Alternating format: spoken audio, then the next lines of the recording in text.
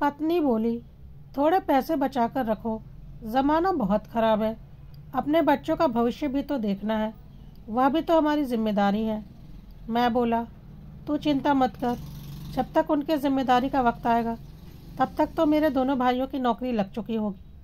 पत्नी बोली, मैं ये नहीं कहती कि भाइयों पर खर्च मत करो, मगर फिजूल खर्ची तो मत करो। दोनों को बाइक दिलवाना ज़रूरी था क्या?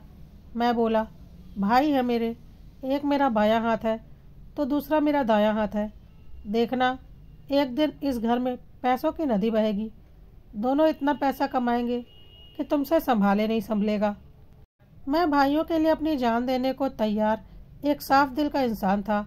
मन में जरा भी मैल नहीं था। मैं 6 भाई बहनों में सबसे बड़ा बेटा था। मेरी शादी के कुछ दिनों बाद ही पिताजी चल बसे थे।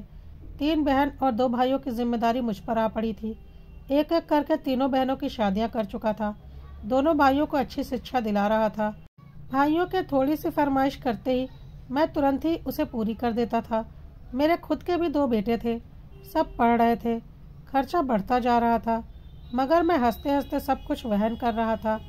फिर तो खुशी का पल भी आया जब मेरे दोनों भाइयों की सरकारी नौकरी लग गई।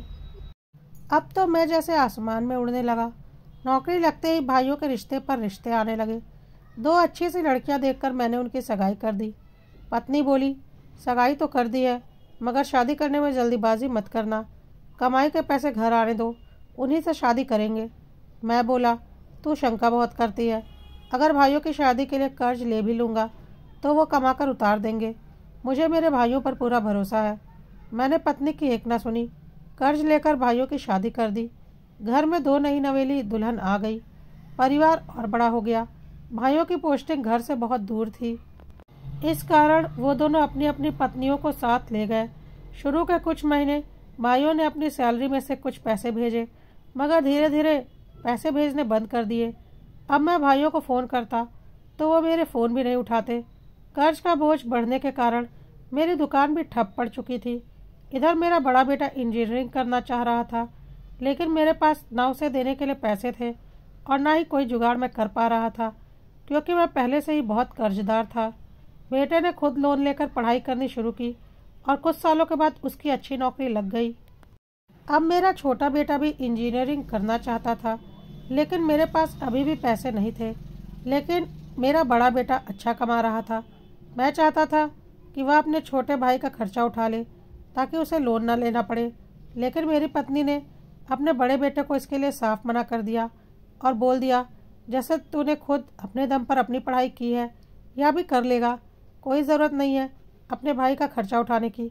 देखा ना, तेरे पिता ने ज़िंदगी भर अपने भाइयों के खर्चे उठाए और उसका फल यह मिला कि अपने बच्चों के लिए उनके पास कुछ नहीं बचा।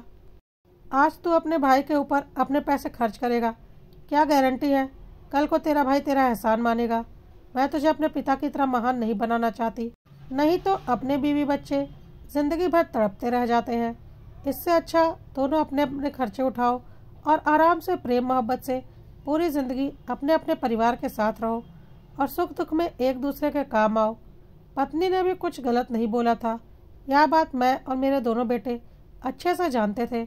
अपने बेटों से तो मैं नज़रें मिलाने के लायक भी नहीं था, क्योंकि मैं उनके लिए कुछ नहीं कर पाया था और जिनके लिए मैंने सब कुछ किया था वह मुझे अपनी ज़िंदगी से निकाल चुके थे। जिन भाइयों को बेटों की तरह पाला, पढ़ा लिखा कर नौकरी के काबिल बनाया, महंगी कोचिंग करवाई, वे 1 साल भी मेरे साथ नहीं रह पाए। मेरे पास अब एक पुश्तैनी घर के अलावा कोई प्रॉपर्टी नहीं है।